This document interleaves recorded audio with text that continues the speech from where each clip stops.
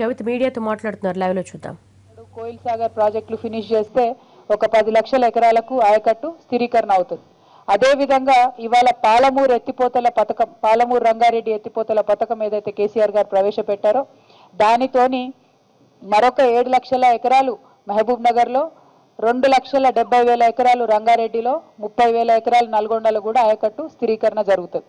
అంతేకాకుండా ఈ పాలమూరు రంగారెడ్డి ఎత్తిపోతల పథకం ద్వారా మరి ఇదివరకే మహబూబ్ నగర్లో ఉన్నటువంటి గొలుసుకట్టు చెరువులు కానీ, మైనర్ ఇరిగేషన్ వ్యవస్థ కానీ, మీడియం ఇరిగేషన్ ప్రాజెక్టులు కానీ అన్నీ కూడా రీఛార్జ్ అవుతాయి. తద్వారా ప్రతి ఊర్లో కూడా మరి మంచిగా పంటలు పండేటటువంటి ఆస్కారం ఉంటుంది.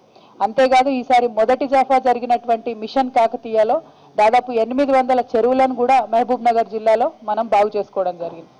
వీటన్నిటితో పాటు ఇవన్నీ తెలిసి కూడా మహబూబ్ నగర్ జిల్లాకు సంబంధించినటువంటి ప్రజాప్రతినిధులు కొందరు ప్రజల్ని తప్పుదోవ పట్టించేటటువంటి ప్రయత్నం చేస్తూ ఉన్నారు. మరి వారికి మా ప్రజలకు ఈ పచ్చబాసు భాగవతం తెలుసు.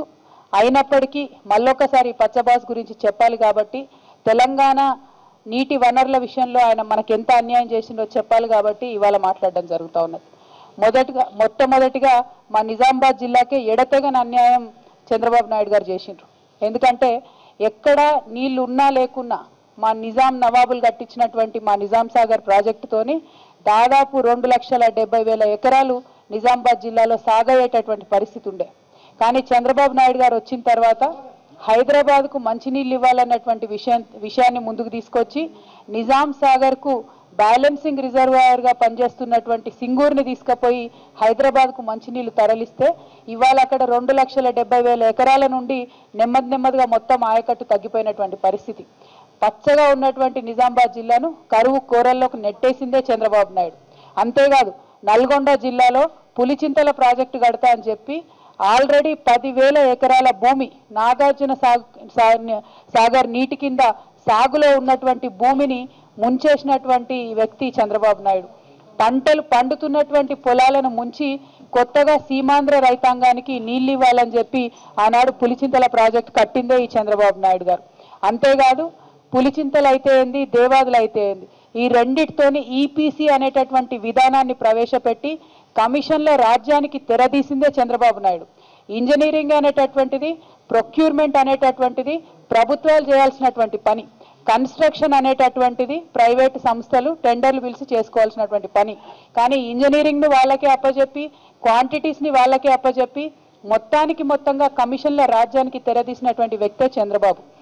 మరి ఇవాళ పచ్చపార్టీ తమ్ముళ్ళు మా కేసీఆర్ గారిని అడుగుతా ఉన్నారు, మీరు కొత్త ప్రాజెక్టులు కమిషన్ల కోసం కడుతున్నారా అని చెప్పి ఇకిలిస్తూ ఉన్నారు. వాళ్ళకు ఒకటే మాట చెప్తా ఉన్నాం, మీలాగా కమిషన్లు తీసుకునేటటువంటి అలవాట్లు మాకు లేవు, మీలాగా ప్రజలను వంచేటటువంటి అలవాట్లు మాకు లేదు. కేసీఆర్ గారు ఉద్యమ నాయకుడు, కేసీఆర్ గారు నిఖార్సుగా ఉండేటటువంటి మనిషి. అటువంటి మనిషికి కేవలం ప్రజలు బాగుండాలన్నటువంటి ఆలోచన తప్పితే ఇంకొకటి ఉండదు. ఇవాళ పాలమూరు జిల్లా ప్రజాప్రతినిధులు, తెలుగుదేశం ప్రజాప్రతినిధులు అందరినీ కూడా మేము ప్రశ్నిస్తూ ఉన్నాం. ఆర్డీఎస్ విషయం మీరు ఎందుకు మాట్లాడతలేరు? అన్నిటి గురించి మాట్లాడారు. ఆర్డీఎస్ విషయం మాట్లాడితే మీ సొంత పార్టీలో ఉన్నటువంటి కేఈ కృష్ణమూర్తి గారు ఊరుకుంటారా? ఆయనకు భయపడి మీరు ఇవాళ మాట్లాడతలేరా?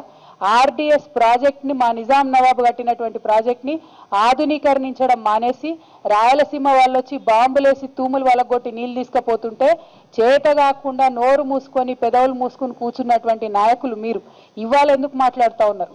అంతేకాదు ఆర్డీఎస్ నుంచి మా రైతులకు డైరెక్ట్గా నీళ్ళు ఇవ్వలేనటువంటి మీరు జూరాల నుంచి లింక్ కెనాల్ కలిపి జూరాల ఆయకట్టు కింద ఉన్నటువంటి రైతులకు కూడా అన్యాయం చేసినటువంటి నాయకులు మీరు. ఇవాళ ఎందుకు మమ్మల్ని ప్రశ్నిస్తూ ఉన్నారని చెప్పి మిమ్మల్ని మేము సూటిగా అడుగుతా ఉన్నాం. ముఖ్యంగా ఇవాళ చంద్రబాబు నాయుడు గారిని నేను 2 విషయాలు ప్రశ్నించదలుచుకున్నాను. ఆయన ఒక ఉత్తరం రాసిండు కేంద్రానికి, ఇవి కొత్త ప్రాజెక్టులు, వీటికి అనుమతి ఇవ్వద్దు అని చెప్పి రాయడం జరిగింది. కొత్త ప్రాజెక్టులు కాదు, పాత ప్రాజెక్టులు.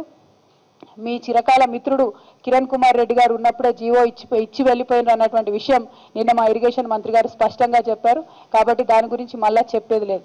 కానీ ఇవాళ పోలవరం ప్రాజెక్టు మీరు నేషనల్ ప్రాజెక్టు హోదా తెచ్చుకున్నారు.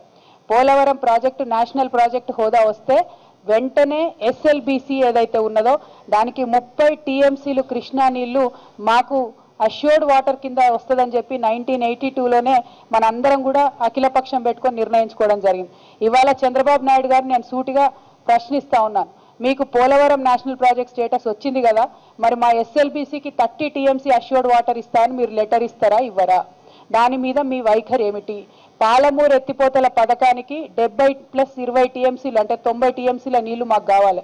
దానికి కావాల్సినటువంటి 299 టీఎంసీల అలొకేషన్ తెలంగాణకు ఉన్నది. దాంతోపాటు కృష్ణాలో సర్ప్లస్ వాటర్ కూడా ఉన్నది.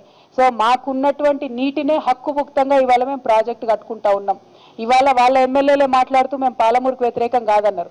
సో ఆ ఎమ్మెల్యేలు ఒకటే అడుగుతా ఉన్నాం, మీ చంద్రబాబు నాయుడుని లెటర్ ఇవ్వమని చెప్పండి, తెలంగాణ ప్రజలను వచ్చి బ్రీఫ్ చేయమని చెప్పండి. ఆయనను చేస్తే ఆయన వైఖరి ఏందన్నటువంటిది కూడా మాకు అర్థమవుతుంది.